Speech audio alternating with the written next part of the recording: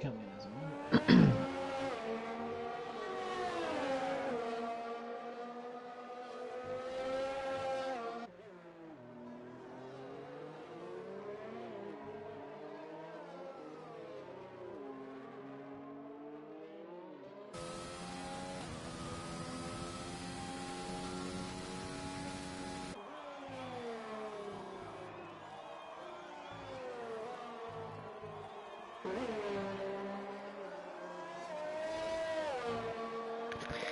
Okay, ladies and gentlemen, welcome back. Apologies for the slight hiccup. The only thing you're going to miss are the watermarks. It was a DNS error. But welcome back to the stream.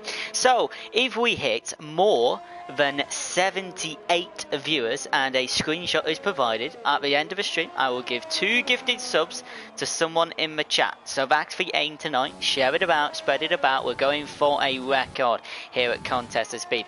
Back to the track then. It's a figure of 8, 10 corners. 18 corners, 10 right, 8 to the left. You've got the S curves, you've got the hairpins, you've got Dunlop curves, you've got Degners, you've got spoons, you've got 130Rs, you've got chicanes. Jack, it's a typical racing circuit, right? Old school circuit, isn't it? There's not much in the way of runoff.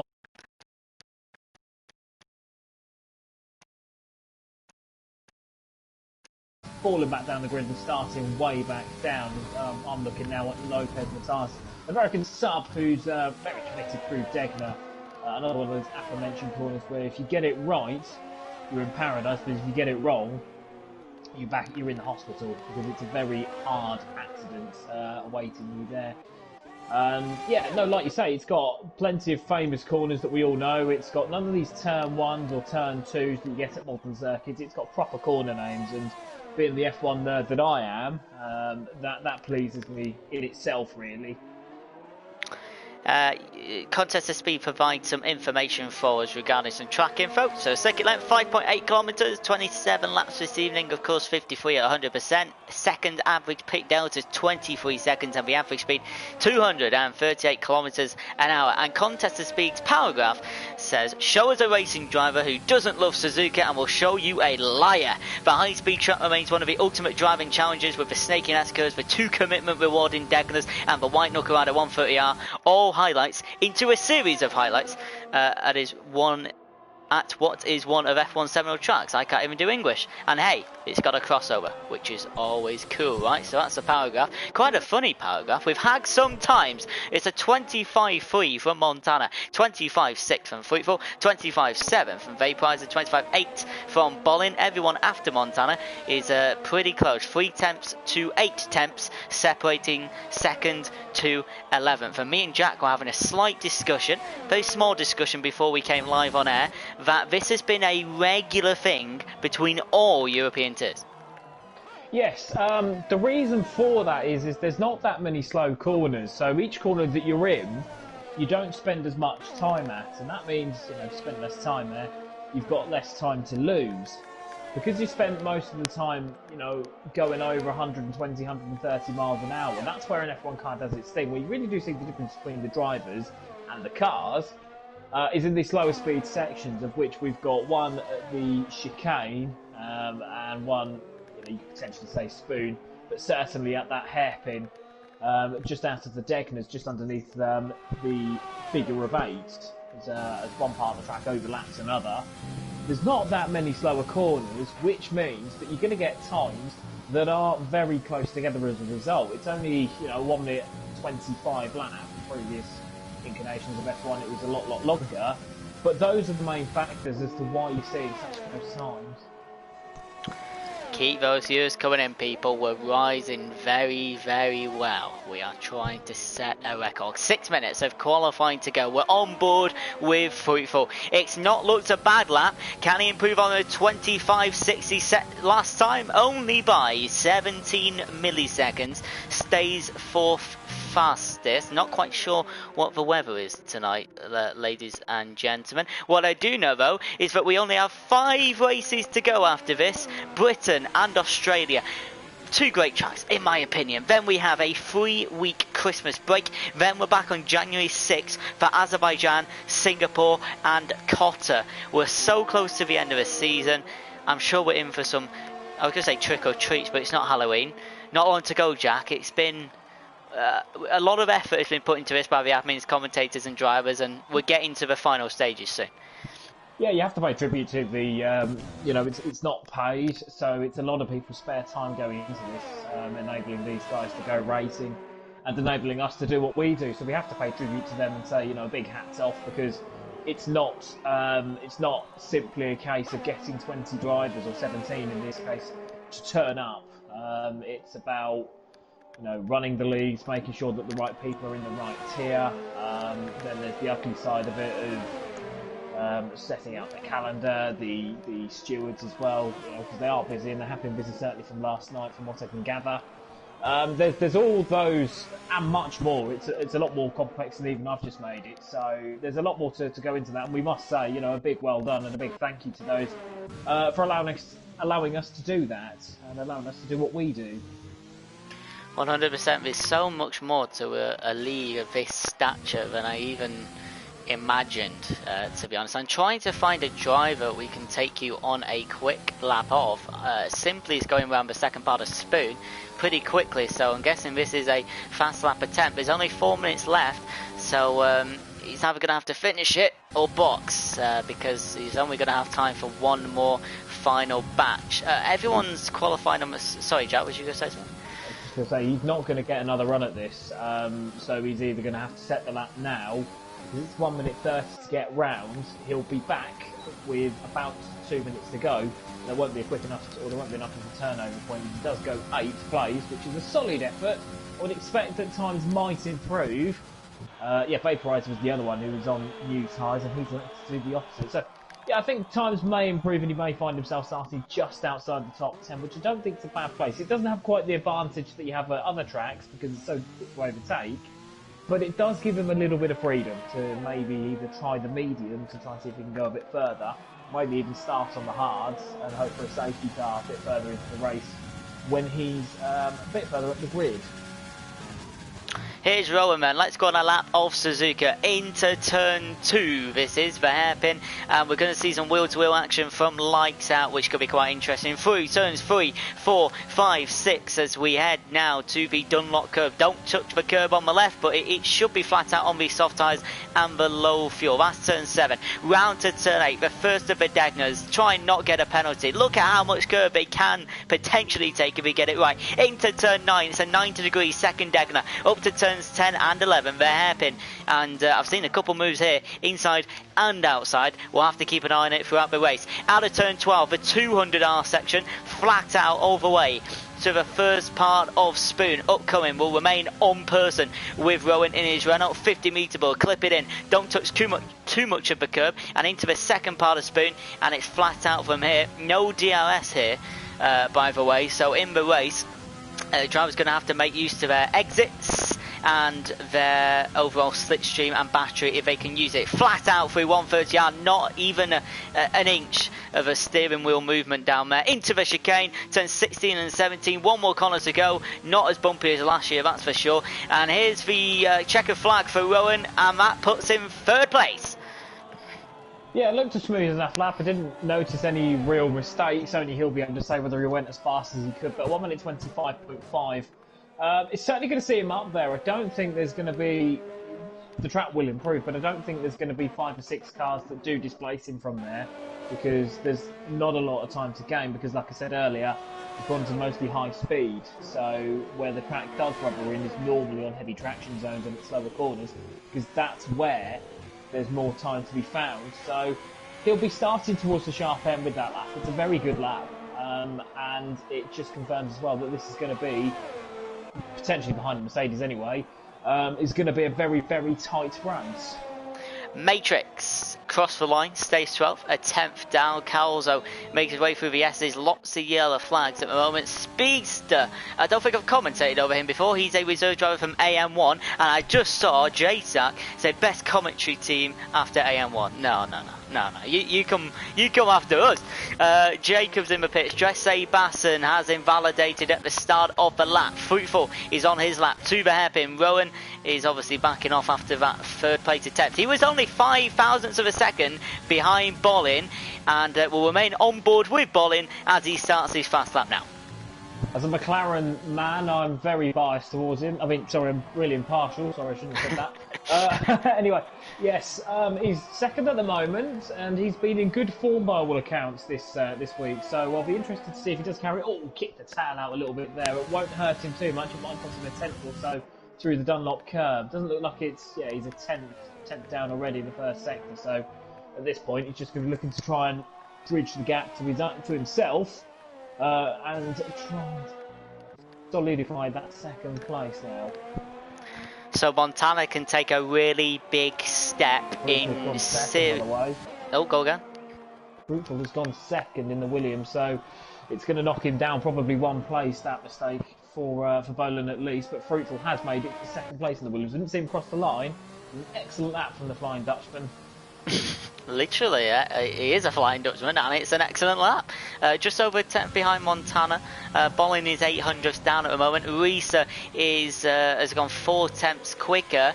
That's 5th place for him, and a checker flag has gone. Sorensen is making his way through 130 others, and McLaren about to cross the line. Bolin can't improve. Actually, he did improve a little bit, but still 300s behind. The Williams, who is about to cross, is not fruitful. It's who was it?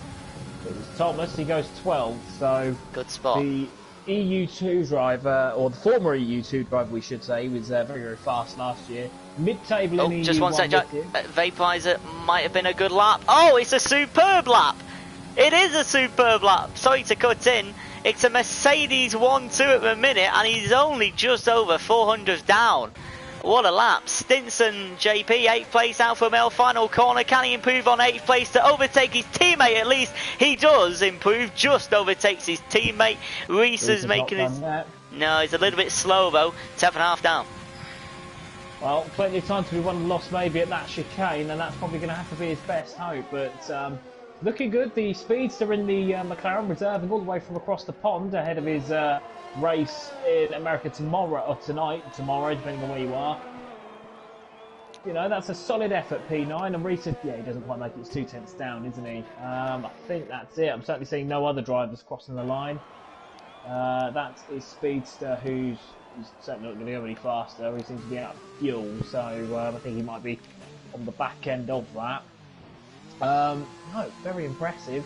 Bit of a Noah's Ark at the front with Montana and Vaporizer, but behind it all kicks off. The new signing for AlphaTauri, Sorensen, I personally haven't seen him race. I know he raced last week, but that's a very strong showing in 6th place, and some desperately needed points for that team. They've had rather a bad time of it, haven't they, so far across the tiers. Carlsbury not setting a lap as well, he's a bit out of position in 17th. And I think for Lopez, with the best will in the world on the 27.7, I know it's not his best lap, but that is going to be very difficult for him to score points, I would suggest. I'll let you take you through the grid. It's a Mercedes lockout, and look at that. 7 tenths of a second from 1st to 15th. That's one of the closest grids we've seen. The pole time of 25.336. Every driver can go a little bit quicker, but that's pretty good pace. I'm not quite sure what the weather is, but what we do know, it's a Mercedes lockout, and Alfa Romeo doing okay with 7th and 8th. Maybe Stinson wanted a little bit higher, but that just shows a good performance from Sorensen, Rowan, Bowen and Fruitful in the typical top 5. That's 4 Dutchmen from 2nd to 5th, and Stinson in 7th. It's amazing what the work of one man can do a few years back to get a country involved in the sport, isn't it? I mean, I'm not going to put it all down to Max, but certainly we've had a lot of Dutch drivers join up over the last couple of years, haven't we? So very interesting, very good to see. Look at the weather as well. Clear skies. And I'm guessing I've never really seen rain come from clear skies at the start of the race, but it's Formula 1. Who knows?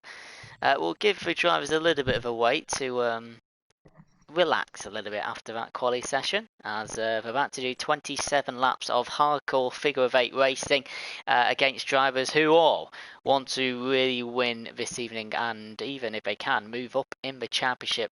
Like we said before, we are coming to the closing stages. I'd love to go on that ferry wheel, Jack, by the way. That looks in a great spot. Ferris wheel, sorry. Yeah, I'll pass that, to be perfectly honest. I'll stay at the track side if I'm being brutally honest with you. Fair enough. But no, it's certainly a perfect spot for people of that inclination. And yeah, I can assure you the drivers will not be relaxing ahead of this. It's different to Formula One in real life in that you get 24 hours to select your strategy or decide what you want to do with regards to fuel loads. Here you get 2 minutes max. And so you really do have to be very considerate as to what you do. Are you able to increase your volume even a little bit? Says Major Radioactive. Maybe you know who that is? I don't, but it's a great song, isn't it? Right. If you get that microphone to... Yeah, I remember through the parade lap. David Croft doing a commentary show on Sky Sports' YouTube about where the commentary box is in Japan, and he's got the best spot. Unfortunately, I'm just sat in my room, but apparently from that spot you can see the whole of the track. The formation lap is underway. Of course, you can find out the constructor and driver standings for yourself, but if you wanted a reminder, that's my job. Montana's 68 points in front on 304 at the moment. Bolin is behind Fruitful by 55. Vaporizer is 21 behind Bolin. Big Slater, who's not here, is in 5th place, 92. Can Calzo capitalise on that missed attendance and try and get into 5th place? He would need a win, but anything less would help him in next race, which is Silverstone. Constructors, Mercedes, of course, out in their own world, 466. Williams 287, McLaren 226. You can see for yourself. Around the hairpin, JP, quite a quick formation like this one by the drivers. Yeah, it is. Certainly the two at the back, Carlsbury and Lopez, were stragglers for a little while there. But they all appear to have caught up now. It's quite a strung out snake. Now, as I said, with it being a fast track, that's to be expected to some degree.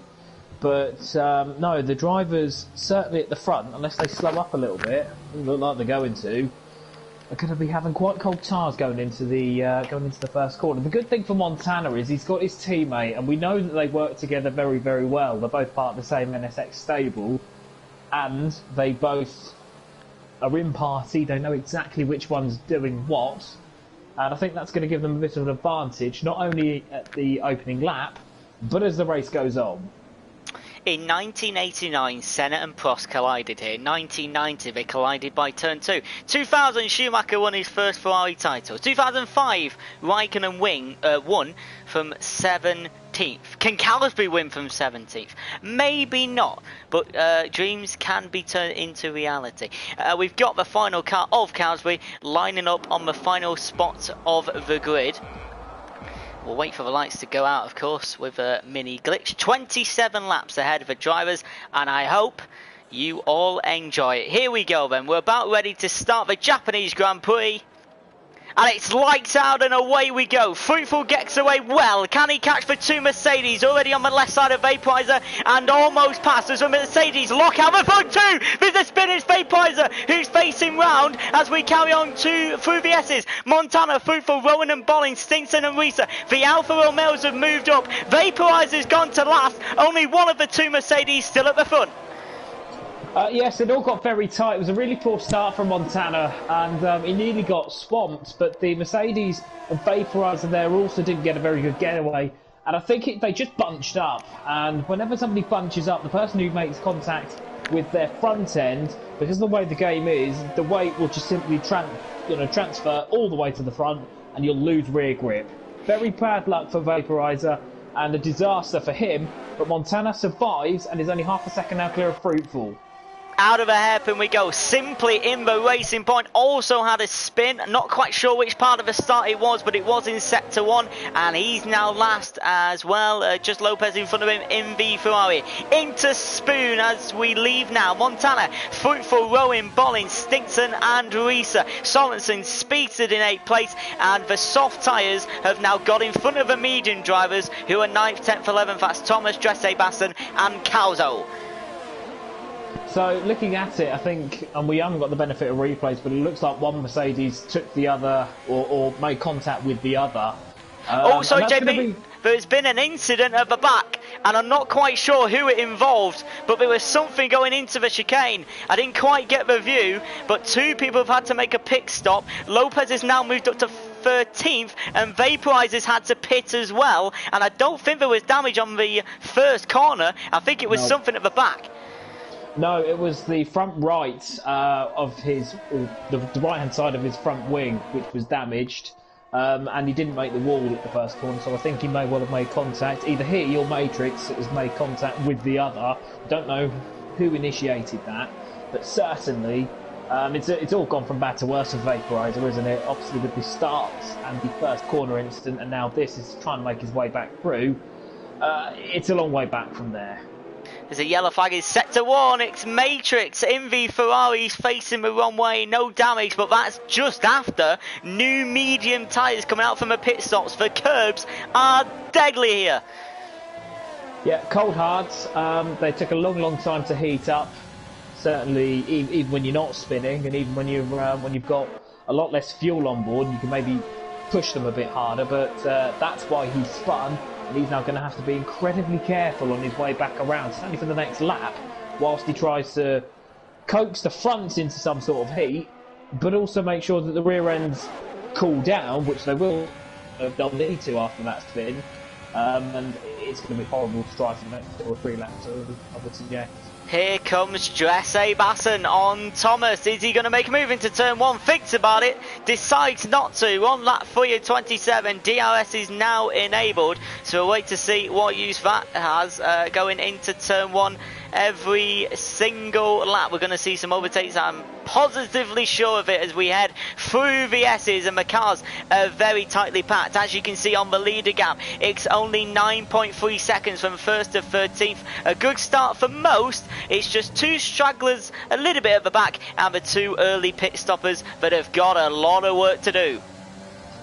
It's a difficult one as well, because it's the track that's really hard to overtake on, so they're going to have to get clever.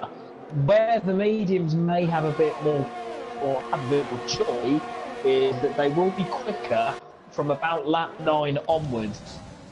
It just depends by that point what state the soft tyres are in and how much slower they are.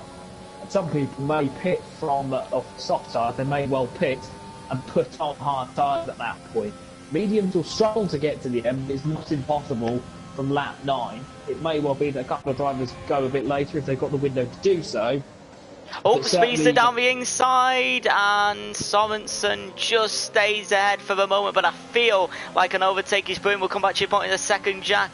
Sorensen actually has DRS from the car in front, so maybe Speedster won't be able to get past at this opportunity, but Dresse Basson will get past Thomas in the car behind into turn 1. He is ahead and into 9th place.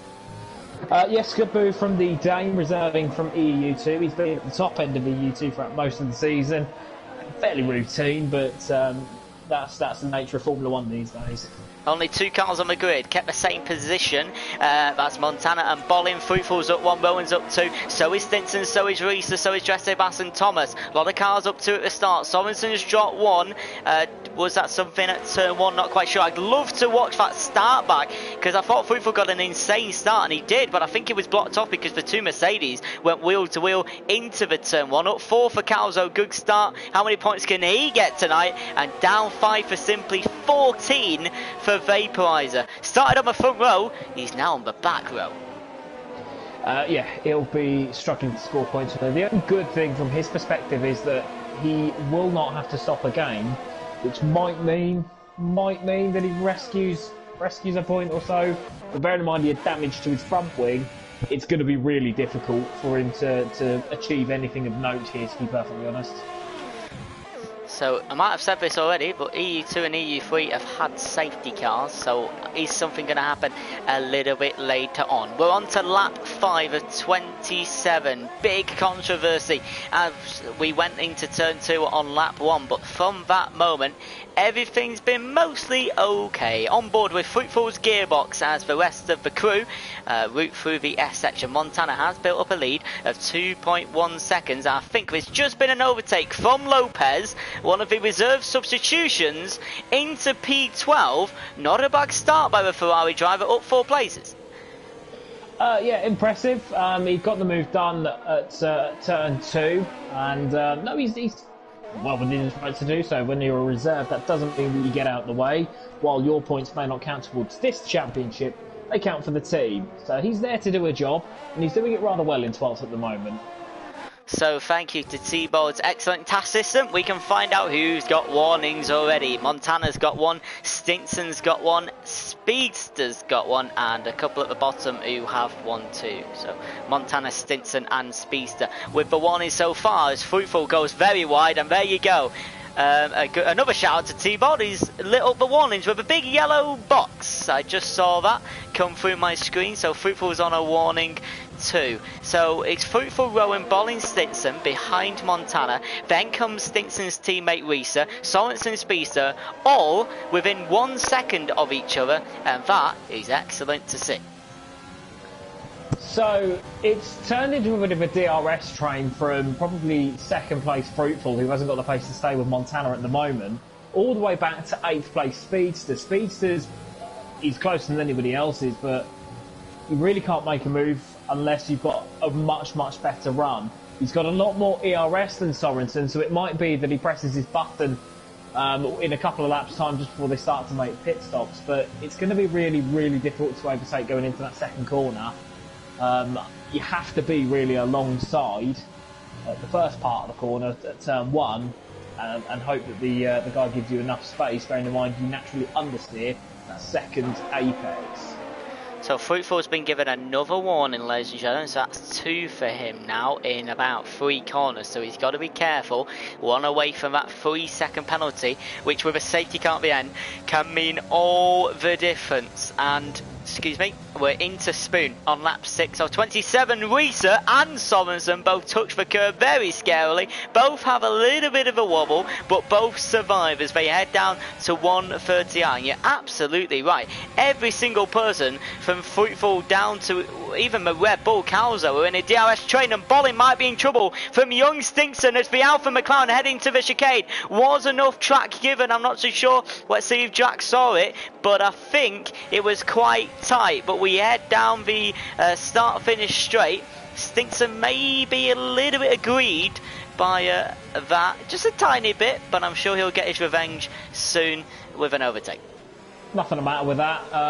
Bolin just simply sees him and parks his car where he should do. There's, Stinson's not alongside, and I think you'd be disappointed if he was the on the receiving end. Sure, but you're reasonable enough. It's hard racing, and unless he's absolutely alongside, no issues there. Bolin's got a lot more ERS than the cars around him. He's got 70%, 80%. Drivers around him are on 40 to 50, with Stinson himself actually now only just making it back up to 30, and that's with a lot of energy recovery that you often get at the second deck and into that hairpin. A lot of drivers still currently on quite rich fuel and have a lot of extra fuel on at the moment. The tyre damage percentages, we're just having a look on the TAS. It's the average in the top 5 is about 54 to 58%. Rowan, Bolin and Stinson's tyres are better than the front 2. Montana's saving a little bit on the rear. Could that be setup? Could that be race pace? I'm not too sure. But we're approaching a pit stop quite soon, and we're also approaching a chicane where every single person with ABS off locks up. We got Fruitful, Rowan and Bolin, they haven't changed. Stinson, Reese, Sorensen, they haven't changed. but you do feel an undercut could be very powerful. Sorensen may be in trouble from Speedster here. It's a reserve substitution as well this evening. Doesn't McLaren make a move into turn 1? Sorensen parks his car perfectly. There's been an overtake at the front, and Rowan has got past Fruitful before turn 3, and we just missed it, but that's a big move for second place. I managed to catch it. It was just an DRS move down the front straight, down the inside into the first corner, had the legs on Fruitful, and Fruitful really couldn't fight it at that point. There's no point doing so. What he might do is settle in behind Rowan. If Rowan's got a bit more pace, then as long as he can stay within a second, he'll be able to open DRS, save his ERS for a little bit, and be able to keep pace with the two. Because it's when you're at the front of a pack like this, it's a very difficult job being the leader. You have to be about a second quicker really to make it work. And as you see there, Rowan isn't a second quicker, and in fact it's just a role reversal with Fruitful now on the back. Obviously Montana's away and gone at this point. He'd need to make a mistake for anything to happen to him. But when you're at the front of the DRS train as Rowan is now, you have to work hard to stay there. Whereas you don't have to work hard to stay there if you're third or fourth in that queue. Definitely.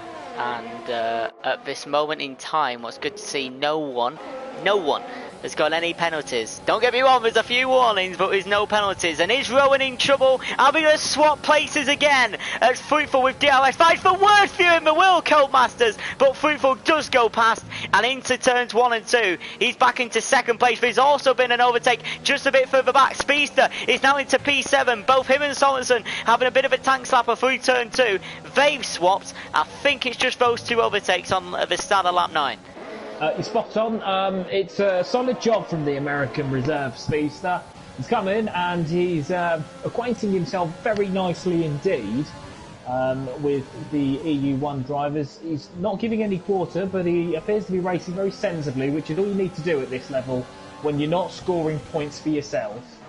So I'm not quite sure on the direct pace of AM1. But this driver tonight is doing well so far. Can he keep it up? We're about a third of the way through. Jack, don't forget we had Dresse Basso. Oh, actually, there might have been an overtake for P10. I was just about to say something regarding those drivers, and Calzo has indeed got past Thomas before Spoon. I was just about to say 9th, 10th and 11th are on medium, so can they bring out the optimum strategy? They're not far behind Fruitful. They're going to be on the softs later on. Could we see an upset? It'll be difficult because stand by. It's Bolin and Rowan into the chicane, and Rowan gets pushed a little bit. And Bolin is now into third place. Is that a pit stop from Fruitful? Yes, it is. And Rowan is now in trouble because of that delay with young Stinkson in the Alfa Romeo on his left-hand side. Wheel to wheel. Is any of them going to budge? I don't think they are. And young Stinkson has to go off the track. But Rowan stays ahead in third place. Yeah, Bolin mugged him, simple as. Going into the chicane. That's firm racing from the Dutchman there. Stinson trying to go around the outside. You really have to be ahead in order to make that work going into the first corner. We all remember the overtake from Raikkonen back in 2005, as Stinson now gets a penalty for his troubles. You have to be ahead on the outside if you're going to make it work, and they were level, so Rowan was absolutely fine to do what he did. There you go. You've heard it from the man himself. Lap time of 27. We've seen a pit stop from Fruitful and Speedster. So it's virtually trying an undercut for Fruitful's case, trying to get away from the pack he was in. Now a couple of penalties are starting to fly in. Stinkson, as Jack mentioned, simply has got one, and Lopez in the Ferrari has got one as well. We head round Spoon. How many drivers are going to pit this time? I still have a slight feeling, like I just said, the medium compound drivers are in a great spot here. If they can get those tyres to 16, 17, easily should be able to do 10, 11 laps on the softs. There's Montana's pit stop, the race leader. Well, Reese has gone backwards a couple of places, if you've noticed there. Dracer and Calzo have both passed in this lap, and that's where the medium tyres are coming in. Now, Montana's pitted, not as many as I was expecting. Montana has pitted along with Rowan, Stinson and Sorensen, as well as Bolin and Rowan. Okay, so most of the front five have pitted, but there's still your Reeses and your Carlsberries are still lapping round. Now, this is where the medium shod runners have got to brake. They've got to hope that there's traffic, and certainly compared to Montana, there isn't any. You've got Fruitful coming round. I don't think there's going to be that much traffic, so they're going to have to hope that they can come through the field later on. Bollin and Speedster, the two McLarens, got a little bit tetchy coming out of the pit lane. Bollin just about stayed ahead. Speedster was bombing it down to turn 1 to 2, 190 plus miles an hour, but Bollin just about stayed ahead. So Cowsby and Risa were waiting stops. Jacob started on the hard. Thomas, Cowser and Dresse Basson in a good position if they can maintain their tyre wear and not lose too much time by going wheel to wheel. 80 viewers, ladies and gentlemen, that's higher than we had last week, and last week's was insane. One of the most I've had on the commentary here since I joined many weeks ago. Thank you so much. We did try and spread the word as much as we can, and it's working. You lot are fantastic. And this is Jack's, he had a week off last week, he's back. He's got 80 of you listening to him. Yeah, well, it's a bit of an ego boost. What I have noticed is Speedster, by getting that undercut, has jumped Rowan by a second. He's got past Stinson, and he's clear now of Sorensen. What that does is that should give Boland, if they're sensible anyway, that should give them a bit of a rear gunner. Now, if they are working together, and the McLaren chat is quite united, certainly for being in it, it's very united anyway, then what may happen is Speedster will keep his DRS, or keep his errors and just use DRS, and he won't challenge Boland. That's what will happen if they're sensible. Obviously, these being racing drivers, or e-racing drivers, it's not always the case because you want to get as high up the grid as possible, but with Speedster not scoring points, they should work together. So a couple of other takes. Reese got past Lopez just then, into 12th place. Calzo passed Dresse Basson down to turn 1, simple DRS move. So he's now going to try and pull away if he can. Thomas is there with him within 1.6 of the leader. 2. In Montana, Fruitful, 3.8 gap, 1.6 to Bowen, so Fruitful pulled away, pitting 1 lap earlier. Speedster's in front of Rowan, out of DRS because he pitted 1 lap earlier as well, so that's good to see. Stinson Sorensen still going neck and neck within nearly half a second. And 346 comments so far. We're only on lap 12. Calm down, people. It's great to see, isn't it? It really is great to see. I mean, because it's people who like what you're doing and you're thriving off them. Yeah, exactly. Exactly, that's what we like to see. Back to the race, and it looks like now that Fruitful has broken that 1 second against Boland, so that means he'll be, at the moment, relatively safe in what will be a net second place. Obviously got Calzo, Dracer, Thomas and Jacob still to pit. And it's not worked out for Vaporizer, has it? Because what you've got now is he's 15th. He won't be getting much higher up the grid, and he's going to be on old hard tyres. So he, Matrix and Simply all need a safety car really to feature at all in this race. What I'm really liking is that, listen, I've never been to America. I don't want to, well, I do, but not yet. Speedster is at the moment keeping up with Bollin, which is really good to see. Right, question for you, ladies and gentlemen. What are you doing right now? In the commentators chat, we had someone eating pasta or something watching COS. What are you doing whilst watching the stream? Right, Simply, 16th place, trying to catch Vaporizer. Hard tyres, 10 laps. Awful start from him. He's going to have to make another pit stop on the soft tyres very soon. Then we work our way up. The people who started on the softs have now pitted. They're behind the people who started on the medium and Jacob on the hards. They're due a pit stop in the next 4 or 5 laps. Someone just touched the grass. It might have been Dresse Basson, might have been Connection. What's the leader gap between these lots? So they say the pit lane's 23 seconds. So that could put Calzo, Dresse Basson and Thomas out in potentially 13th. And then they'll be on 12th and 13th, won't they, when they all stop? But if it's a VSC, yeah, exactly. At what, I don't know, lap 16, even 15 potentially, 15, 16, they could come out 8th and be right in the mix on soft tyres. Yeah, a virtual safety car at this point would suit, you know, the top 3 plus Jacob. Jacob would need to potentially drop back a little bit to make sure that he's not delayed too much by his pit crew. But that is part of the gamble, is that if there is a safety car or a virtual safety car, they can pit a couple of laps early and effectively steal a bit of track position and then hold on a little bit more towards the end. Now, Jacob on hard tyres is going to have Montana behind him for the time being, or very soon. He's not got a lot of ERS to defend with, so I think it'll be a straightforward pass for Mercedes as and when he gets there. Yep, it will be, just on Bobby Rowan's gearbox, and he's got Stinson, Sorensen and Reset for company. Right, Kit and Petter eating Taco Bell, J-Sack drinking Jameson, smoking a okay, maybe I can't say that. Share play with Rowan is Tommaso, laying in my bed is Blaze, cooking dinner is RJ Petit, hanging out with my cats, I mean you do have kitten in your name. Makes sense, doesn't it? I'm not going to say what Wizard said. Okay, I can actually. We're not copyrighted. Watching Naked Attraction on Channel 4. I like it.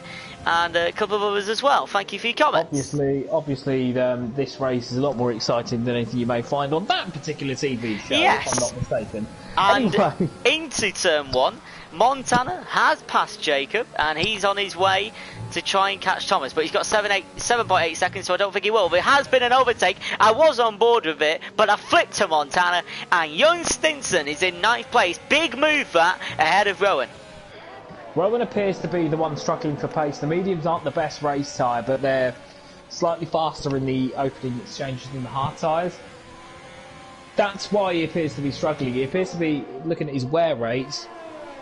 Just looking at this now with the TAS, he looks like he's suffering just a little bit more at the moment. Yeah. With his definitely. Front left. Only Speedster ahead of him and Fruitful, who have got lap older tyres, have got more, and they're wearing at slightly better rates when you average it out over a lap. So, whatever reason, Rowan's not quite got the speed at the moment. He's under threat now from Sorensen and Risa. I think it's going to be a struggle, really, to score anything past 8th or 9th place for the Dutchman in that Renault. Unless Sorensen has used all of his battery to try and catch up, and it doesn't look like he has. Yeah, it's going to be a tough afternoon for Rowan, with Stinson now, who's got to get a move on, getting up the road. But because of the closeness of the driver level here, it does like favour, unfavour, good pace, bad pace kind of come into it, because some drivers may not like Japan. Rowan may not be as quick as, you know, has got the potential pace that the other people have here. Maybe, I don't know. It's partly that. He's got a bit of DRS to help him stay in time at the moment, but he is 7/10 back.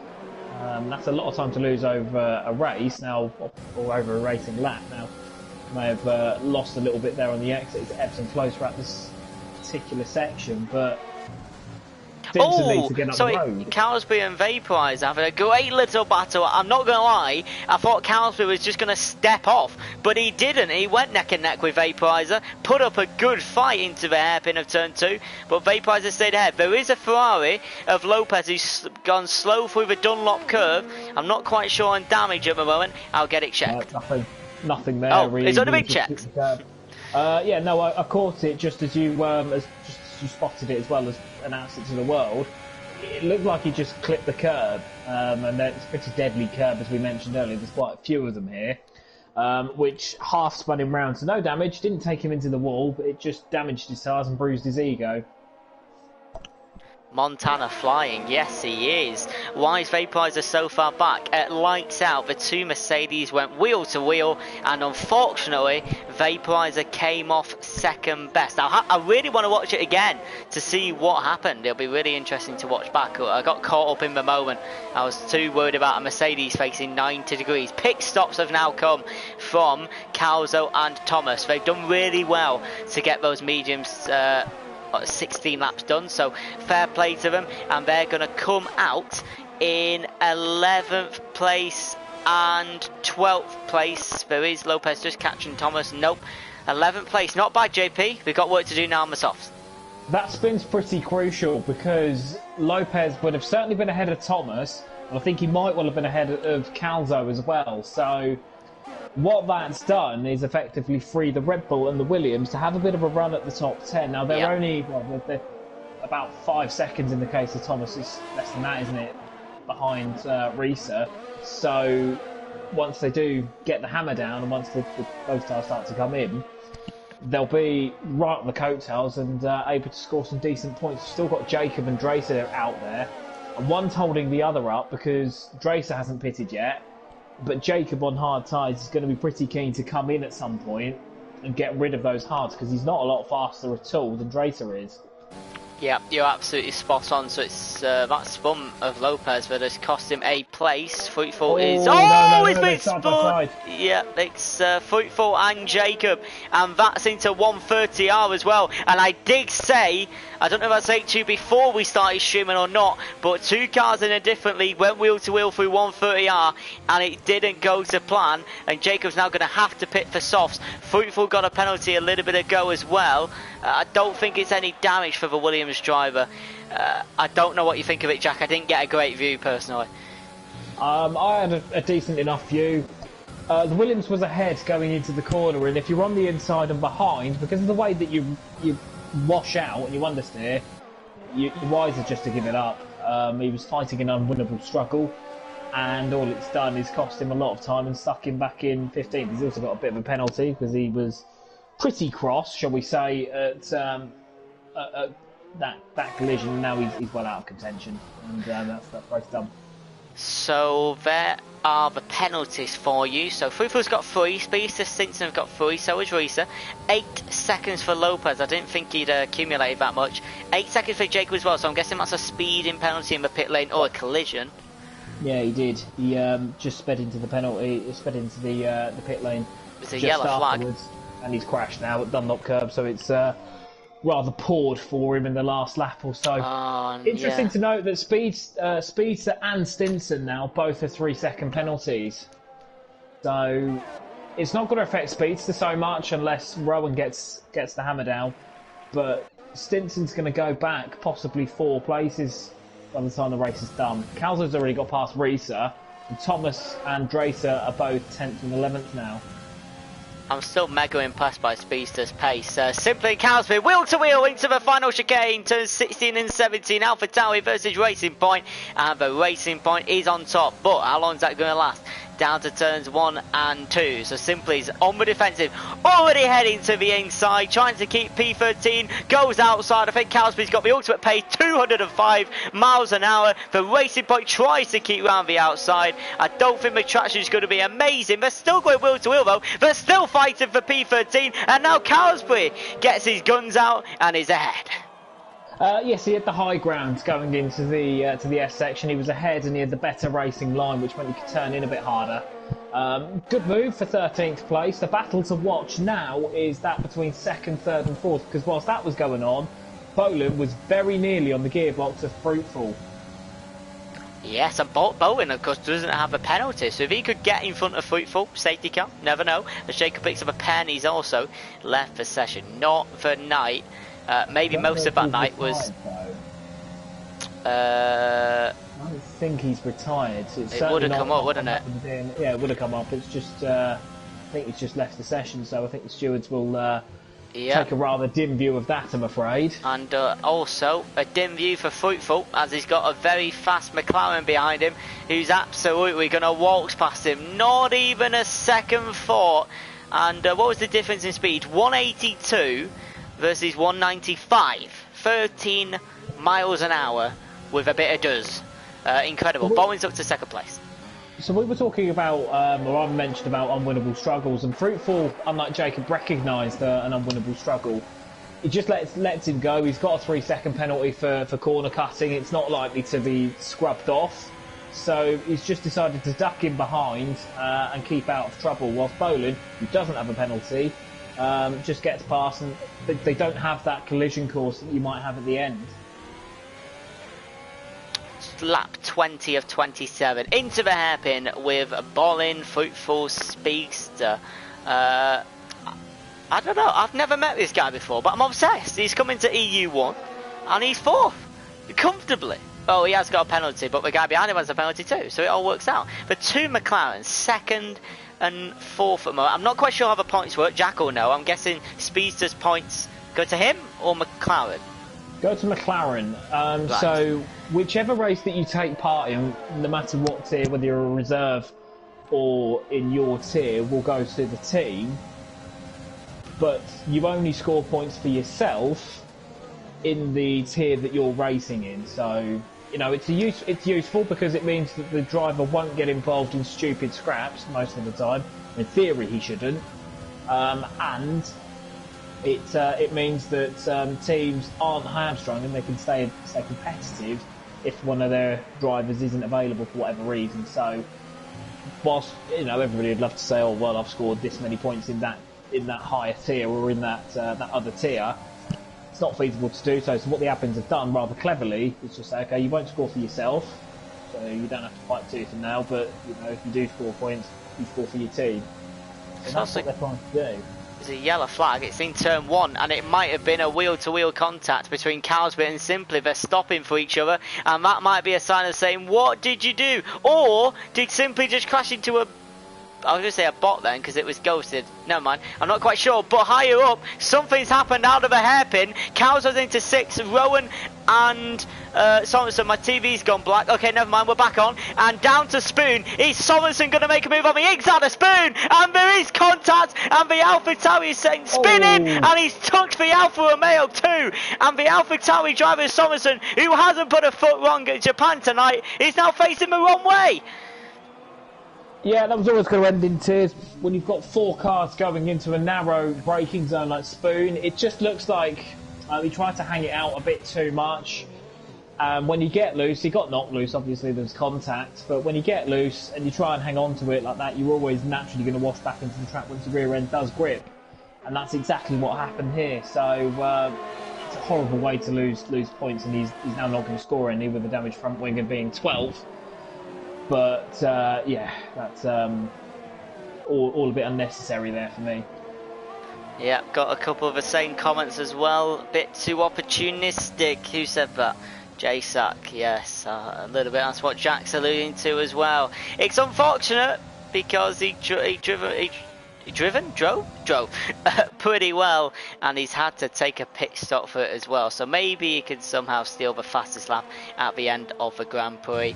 But the 2 Alpha Tauris, 12th and 13th, not gonna be a great finish for them, unfortunately, and Sorensen had driven well to that point. So how are the soft tyre drivers getting on? So Calzo's in 7th place, only 4 tenths off Rowan, and we've seen that Calzo can have some great pace, and he has had some good pace tonight.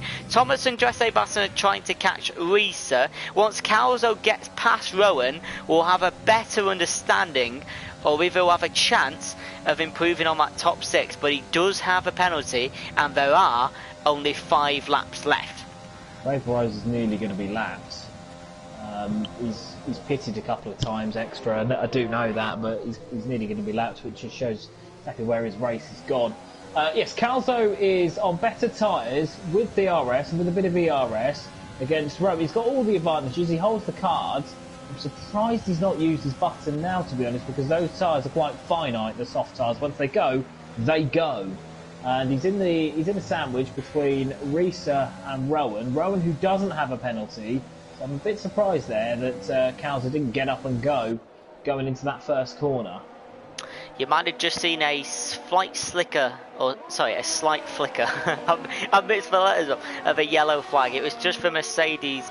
I would like to say swapping positions, but unfortunately it wasn't. It was a blue flag, and Vaporiser, from being on the front row in quali, having that spin and pitting early, he's now been lapped by his teammate. It's a horrible feeling. But he's sad night for Vaporiser. He doesn't deserve to be there.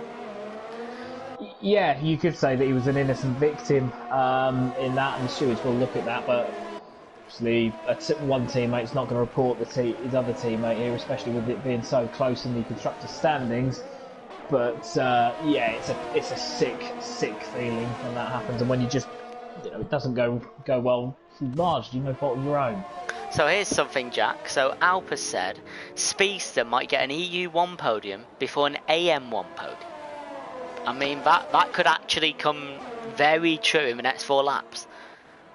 Well, he isn't wrong, but Speedster does need to get past Fruitful, who's certainly no mug. And he wants to be in those interviews.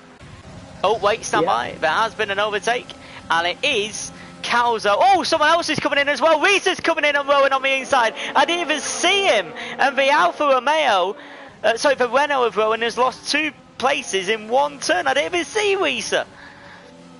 Risa was waiting in the wings. I mentioned there was a bit of a sandwich, didn't I, on the last lap?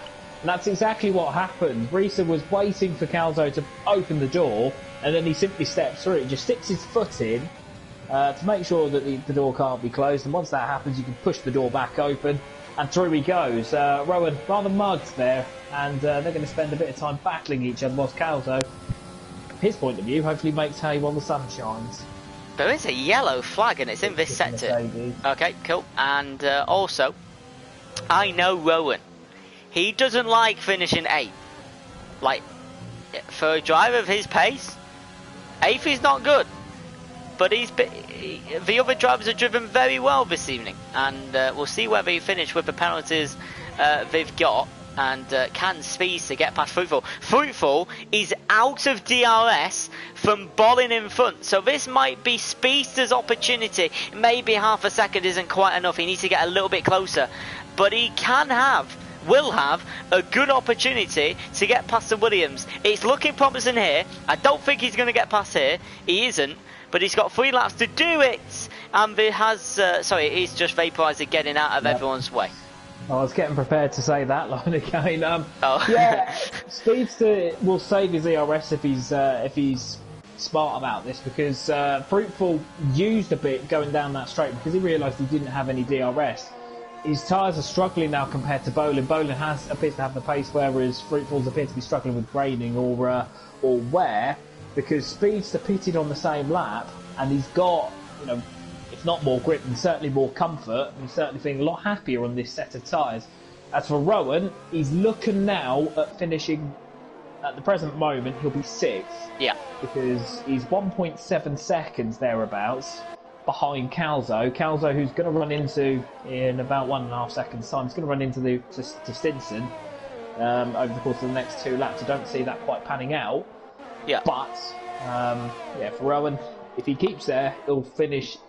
If not 7th. But don't forget, Stinson's got 6. So if Rowan can stay within 3 seconds of Stinson, he would also go up 1, 2, exactly. And Calzo would get a 5th place on the we're starting on the medians, I believe he did. So that's Calzo epic. could potentially get a 5th place, depending on how far he progresses.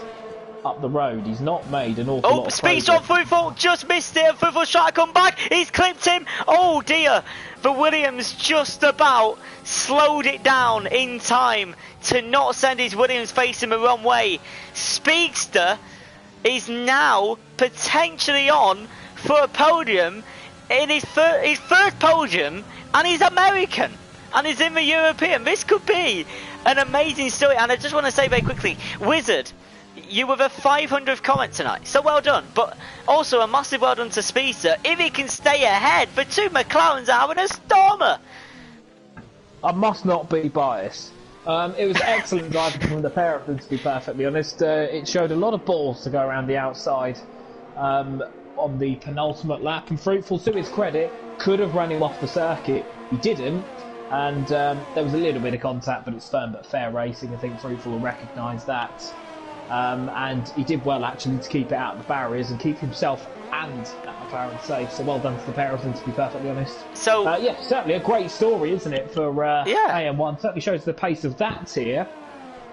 So I was going to say EU1 then, but we do interviews, and because Speedster's never had a podium, does he know we do interviews? I don't know. Well, we'll find out soon enough, won't we, when we invite him to the party, if he keeps it on the island. Looking at it now, Fruitful 8/10 behind, so still pressing DRS in the hope that he does get there. I don't think it's going to happen, to be honest. He's got a lot more fuel than Speedster, so there is that to consider. Rowan is now, he's 2 seconds back from Calzo, so he's going to finish ahead of those barring disaster. We gotta watch out. So Reese has got 3. Has he got 3 seconds? Just double check. Yeah, 3 seconds. So 1.4, 1.2, 2.6, 3.2. Thomas could potentially finish 9th this evening. A lot is to be finalised on this final lap. Also, is any of the medium drivers going to overtake the softs after they've degraded? I.e., is Risa going to get Calzo towards the end? Is Lopez... Okay, never mind, I was going to say Lopez, but he's 8 seconds behind. Where's Montana? He's rooting down to 130 out in his Mercedes, and from lights out, apart from that wheel-to-wheel a bit with his teammate, Jack, very quickly, he's bossed it. Yeah, he's been imperious, hasn't he? He's just kept the gap. And it's going to be a well-deserved victory bar in that first quarter. They may look at it, but it just looked like 4 into 1 won't go. Well, here we go then. And that's 16 race starts, 12 wins, 13 podiums for Montana. Superb, all the way from lights out. Bolin has crossed the line in a second, and his teammate for tonight, that hasn't even had a podium in the American tier, has come into the European tier and got himself on the podium. Knocked Fruitful out of the podiums into 4th place, and a lot of other people have crossed because it was so tight at the front. Rowan takes 5th place by 6 tenths, Calzo Risa by 2 tenths, keeps 7th place somehow. Dresse Masson 8th, Thomas gets 9th place, Stinson has dropped all the way to 10th, with that 6 seconds of penalties, and Lopez and the rest stay out of the points. And on the final lap, Vaporizer got the fastest lap, so no one will get that point.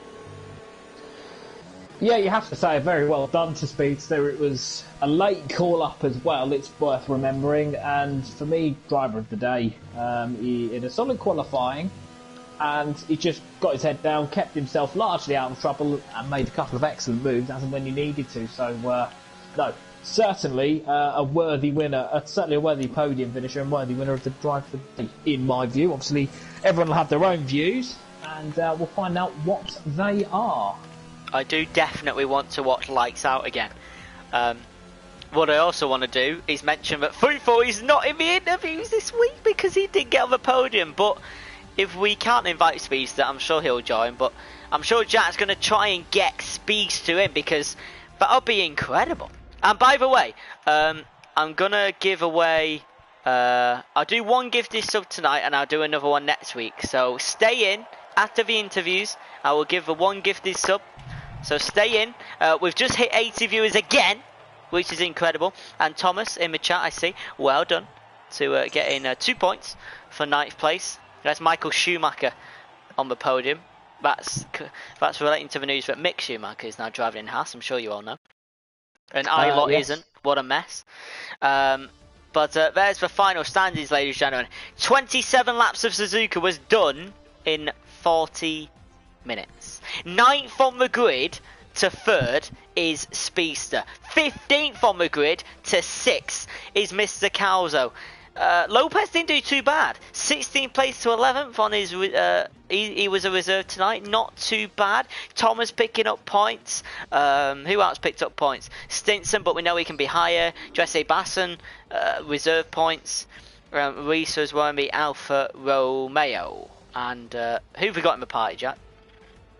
We certainly have the 2 usual suspects in Bolin and Montana. We are going to try and get Speedster across because, and I'm in the McLaren chat with him now, so I'll try and see if I can hoik him over. But certainly, it was the race that we expected, to be honest. There was plenty of action, plenty of surprises, and yes, I certainly enjoyed myself. So Wizard says if Montana wins next week and Fruit finishes 9th or lower, he is champion. Well, I'll make sure that's in my notes. That won't happen because Fruitful will finish higher than 9th, I'm sure. But I'll make sure. And it's Silverstone next week, my favourite. Who've we got? Sorry, who've we got, Jack, in the party? So we currently have the top 2 drivers. Right. We're just waiting for driver number 3 to make his way over, and that's the one that we want to speak to, really. Yes. Obviously, his first podium of any kind. He's got an EU podium before he's got an AM podium. There he is. So we can begin. I'll, as ever, ask the first couple of questions. Yeah, and then go for it. Is it here? Speedster, are you here? What's up, buddy? Hey! Okay. So, first of all, a congratulations from one McLaren driver to another. First of all, 9th place, your European debut, if I'm not mistaken, up to 3rd in the race. Sum it up. How did your race go? It went pretty well, not gonna lie. Qualifying was a little unfortunate. I left myself to a place where I had to put 1 lap into the end, and considering I had so much pressure on that one lap, I was, wasn't too upset with a 0.7, but there's definitely a lot more time there.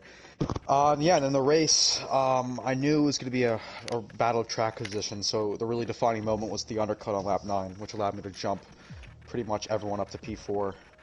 But yeah, that pretty much made my race right there, and I was able to also get into P8 on lap 8, I think, on an overtake in the Haas. But yeah, that was my race, was that undercut, which really put me ahead of everyone, and that was really race critical. But I mean, besides that, I felt like I drove really well. Shame I got a penalty there, but at the end of the day, it didn't really matter. So yeah, really happy with how I drove today. So you came out behind a McLaren. You're only 2 or 3 tenths behind him. Are you thinking about the team game as much as you are, yourself? Obviously, you want to impress, but are you thinking, right, you're third, you're second and fourth, third and fourth at this point? Is it about trying to bring it home and then trying to make up places, which you did at the end? Well, if I'd had the pace, I would have tried to overtake Bolin, but he was the clear. I'm not sure. He definitely had a little bit more speed than me today. I was using a lot of ERS to stay with him in the beginning, and then we caught up to the Williams. And in that case, also I got a penalty, he didn't. So at that point, I was like, all right, well, there's no point in me overtaking him anyway. So I'll let him go all out and do his thing. And really, my real goal once I saw that I had a penalty and he didn't was just to overtake the Williams, who also had a penalty. So yeah, again, if I had the pace, I would have at least put a fight up a little bit. But again, I definitely wasn't about to take both of us out. That definitely was not my goal. You know what I mean? No, totally get that. Congratulations. I'll hand you over now to Limmy, who's got a couple of other questions to ask. Speedster, welcome to the interview box. Thank you, unbelievable performance. I was obsessed. You've come into a division, overtaken people that we find and do interviews every single week. You've put them below you by seconds. What does that say about the American talent that Contest of Speed has? It only says good things. Yeah, I mean, I'm really happy with how I drove. I've been working a lot on my driving style recently and kind of keeping my head in check because I have the speed, I feel, in most situations, but mental errors such as getting penalties, getting warnings for no reason, or not keeping my head calm is really what's kind of been weighing me down recently. And so yeah, also it's really good that me as a no assist driver was able to do so well today. Normally the assists kind of rule out and can define a race, but I feel like I was really able to hold my own against people who were. I'm not sure how many people who use assists, but I know that it's allowed. So yeah, I'm really happy about that. But yeah, I think it says a lot about the American talent. I know Alpa's super quick. Nicholas is also someone really fast, and then myself in there as well kind of shakes things up. So I think this only shows that the American tier has speed, and that it's all about fostering that and getting everyone to have speed in that division. So yeah. Fab. I feel like I'm speaking to a real Formula 1 driver. I don't know, who was the last American Formula 1 driver? I don't know. I've done a lot of interviews. Rossi would have been Alexander Rossi, I think. Was it? Right. Speedster, I'm going to end this interview with a very simple question. What is your favourite and least favourite part of the Japan track? Favorite part? That's a tough question. I'll say one thing. When you hook up Spoon correctly, it's a great feeling. Does it feel like you're spooning it? When you mess it up, it's really horrid. And when you run wide in the second turn, I hate that feeling. But when you get Spoon right, it's very satisfying. So I'm going to have to go with Spoon for my favorite corner. Nice. Least favorite corner by far is the hairpin. I don't know what they've done to the banking there, but there's something about the traction zone which makes it really annoying to get the power down. I mean, on my first lap in quali, I half spun at the hairpin. Something because I just messed up the traction zone. But yeah, that's probably the only answer to that. Thank you, sir. 9th to 3rd, European debut, podium in Contest of Speed, your first one. I hope you stay safe and have a good night, my friend. Thank you, appreciate it. And congratulations, Bolin and Montana. You guys drove a great race. Good job being on the podium. You guys deserve it. Thank you very much. For sportsmanship, love it. Without further ado, we're going to go to the McLaren teammate and a regular in EU podium chats, and that's Bolin. Bolin, yes. I want to talk about the start because you've got a great launch. Your two Mercedes drivers, it's fair to say, got a less great launch. When you're going four wise into one of the narrowest turn 1s and 2s on the game, what's your thought process? Yeah, when I saw I was next to Vaporizer, I was thinking if I can't overtake him before the braking zone, I will back out. And I didn't overtake him, so I was backing out, and then I saw him spun. So at that point, when you see him spinning across the track, obviously you've got ghosting on, but is it a case of tap the brakes and try and make sure that you don't have to rely on ghosting? How much did it compromise you? Because obviously Montana, who probably got the worst start of the lot, was able to break away at that point.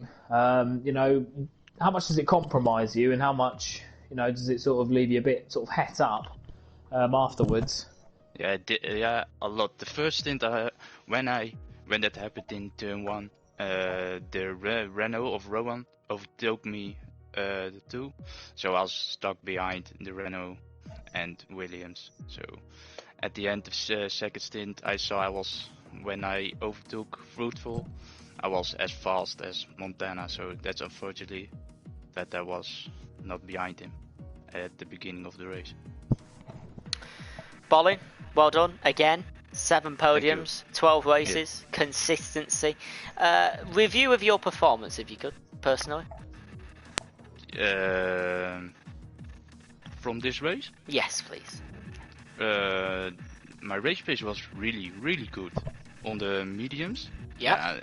Yeah, the first stint, as I said, I was stuck behind the Renault and Williams, and it's really hard to overtake when you are in a DRS train in this game.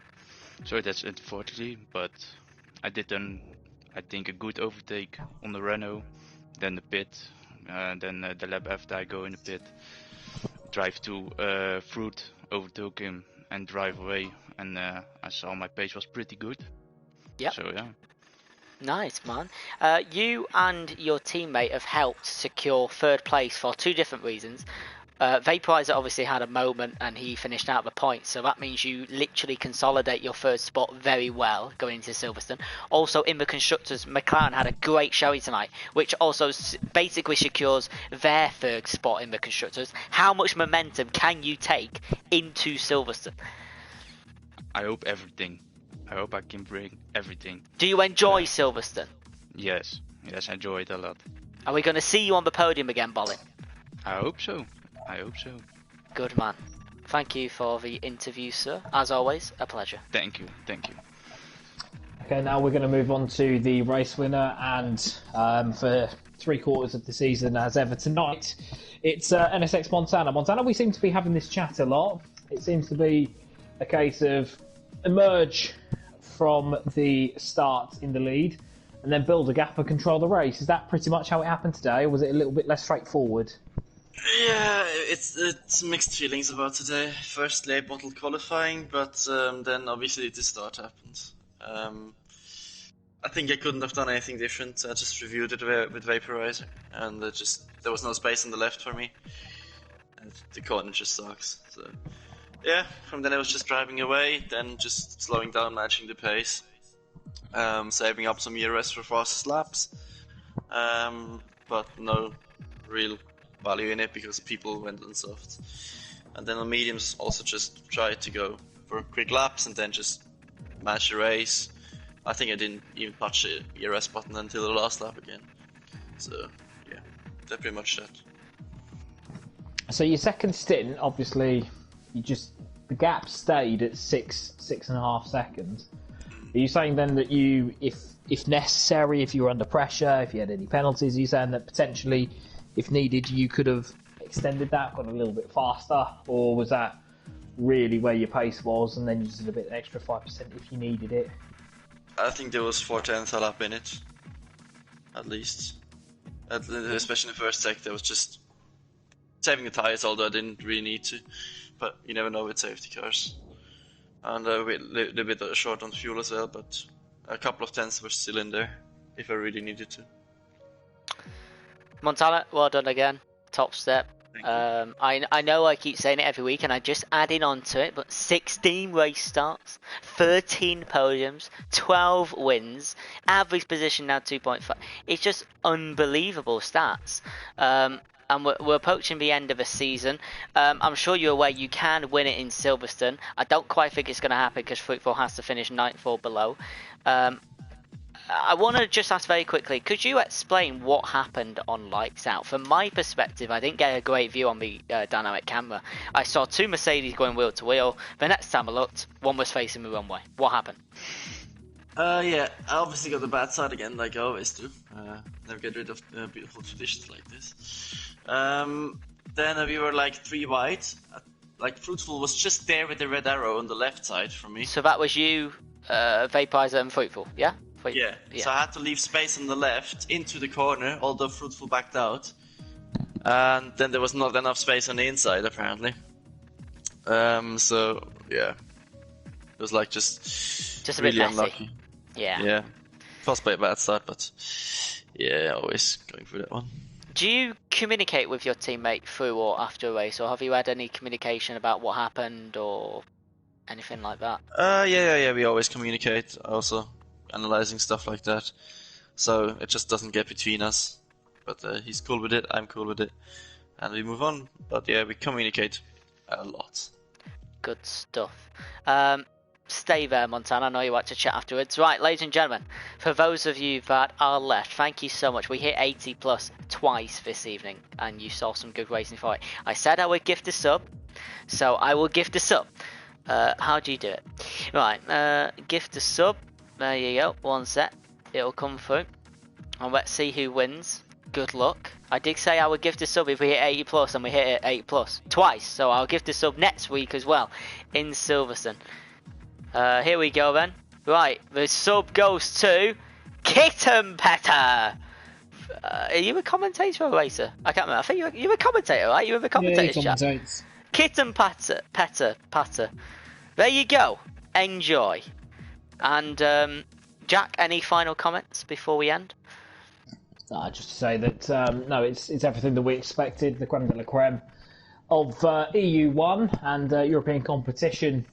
You know, certainly brought it to the table today. I thought it was certainly a very interesting race. A lot more overtaking than I expected, to be perfectly honest.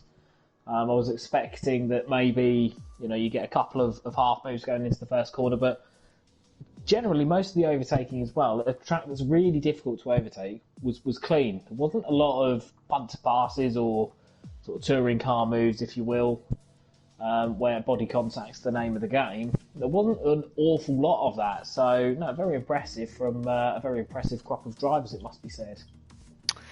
Thank you, Jack. Thank you to the interviewers. And thank you to all of you in the stream as well. It's been a fantastic night. We have 2 races to go before the Christmas break. 2 great races, Britain and Australia. Then we'll come back January 6th for Azerbaijan, Singapore and Qatar. Do not miss the final 5 races.